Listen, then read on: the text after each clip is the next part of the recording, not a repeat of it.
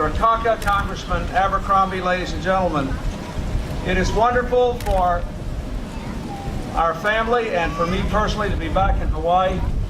It is a great honor to be here to celebrate the 50th anniversary of the end of World War II. We come to celebrate the courage and determination of the Americans who brought us victory in that war. But as we do, our thoughts and prayers must also be with the men and women of our armed forces who are putting their bravery and their professionalism on the line in Bosnia. I want to restate to you and to all the American people why our forces and their NATO allies are engaged in the military operation there. The massacre of civilians in Sarajevo on Monday, caused by a Bosnian Serb shell, was an outrageous act in a terrible war, and a challenge to the commitments which NATO had made to oppose such actions by force if necessary. The United States took the lead in gaining those commitments by NATO, and we must help NATO to keep them. The NATO bombing campaign and the related artillery campaign against the Bosnian Serb military, in which our forces are taking part skillfully, is the right response to the savagery in Sarajevo. The campaign will make clear to the Bosnian Serbs that they have nothing to gain and everything to lose by continuing to attack Sarajevo and other safe areas, and by continuing to slaughter innocent civilians. NATO is delivering that message loud and clear, and I hope all of you are proud of the role that the members of the United States Armed Forces are playing in delivering that message.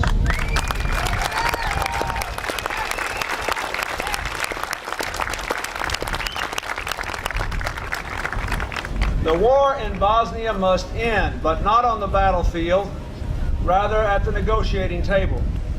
Just 2 weeks ago, we lost 3 of our finest American diplomatic representatives in a tragic accident in Bosnia as they were working for a negotiated peace.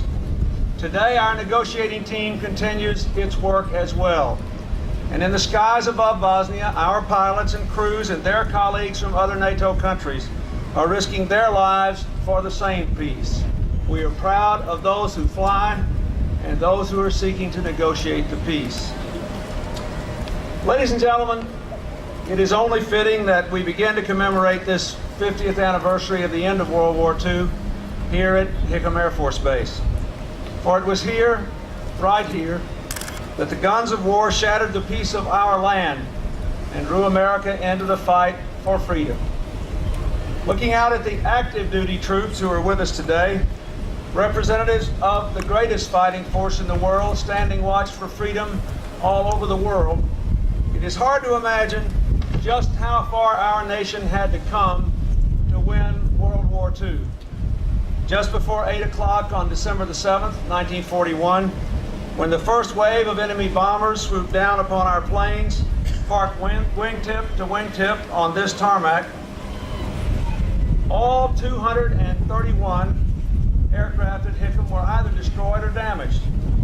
In Pearl Harbor, as all of us know all too well, the pride of the Pacific Fleet lay in ruins. But just a few hours later, in the depth of our darkest hour, a handful of Army and Navy planes that were still able to fly took to the skies from Hickam in search of the enemy fleet. The long journey to reclaim freedom for the Pacific, for the world, began with that first mission from this very field. And it ended 50 years ago this week when the forces of freedom finally triumphed over tyranny. In the days ahead, we will commemorate that victory, honor its heroes, and remember their sacrifice. But we will also celebrate more than the end of war. We will pay tribute to the triumph of peace. Through war in World War II, our people came together as never before. But after the war, they used their newfound sense of unity and common purpose at home and a sense of mission abroad to build for all of us 50 years of security, prosperity, and opportunity. Today, we turn toward a new century in a very different set of economic and political and social challenges. We now must draw on the legacy of those who won World War II and built peace and prosperity afterward to do our job to fulfill the spirit of that most remarkable of American generations. They understood the duty they owed to one another, to their communities, to their nation, and to the world. After they won the war, they advanced the peace, the values, the liberties, and the opportunities that they fought and died to win. Here on this island of peace that knows all too well the horror of war, let us vow to carry forward their legacy. The World War II generation taught us that when the American people find strength in their diversity and unity in a common purpose, when we stop arguing about our differences and start embracing what we have in common, nothing can stop us.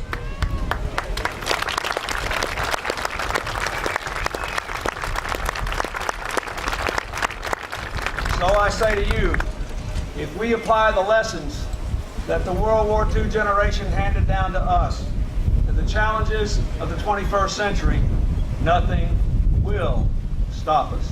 Thank you, and God bless you.